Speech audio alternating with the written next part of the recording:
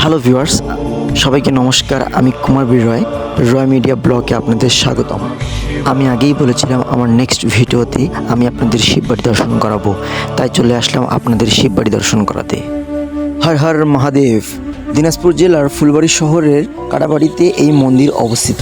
এই মন্দিরের গেটের সামনে আসলে ফার্স্ট আপনার চোখে পড়বে মন্দিরের চূড়ার দিকে। চূড়াটির রূপ দেওয়া হয়েছে শিবলিঙ্গের রূপ।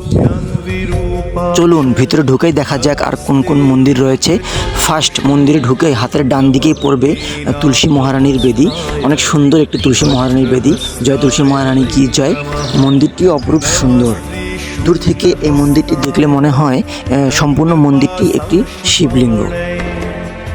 মন্দিরের ভিতরের মহাদেবের মূর্তিটি অনেক সুন্দর লাগলো, তাই একটু ভিতরে আসলাম। পাশে দেখলাম যে আরেকটি অপরূপ মন্দির, দুইটি সিঁড়ি। আর পাশে আরেকটি মন্দির আছে, সেটা আমি বলবো কি মন্দির। এই মন্দিরটি হচ্ছে রাধাকৃষ্ণের মন্দির, অনেক সুন্দর একটি মন্দির। মন্দিরের চূড়ার রূপটি দেওয়া হয়েছে শ্রী হরিনারায়ণের যে সুদর্শন চক্র ধরার সেই রূপটি দেওয়া হয়েছে এই মন্দিরের চূড়ার। অনেক সুন্দর একটি মন্দির।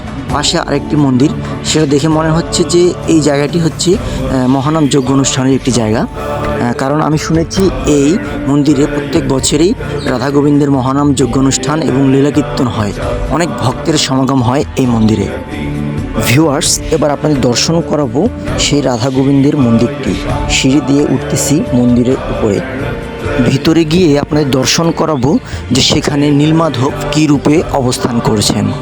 আর এই মন্দিরটি দেখতে অপরূপ সুন্দর। মন্দিরের আশপাশ পরিবেশ অনেক সুন্দর, নিস্তব্ধ, কোলাহল, কোনো শব্দ নেই। অনেক সুন্দর লাগলো এই মন্দিরে।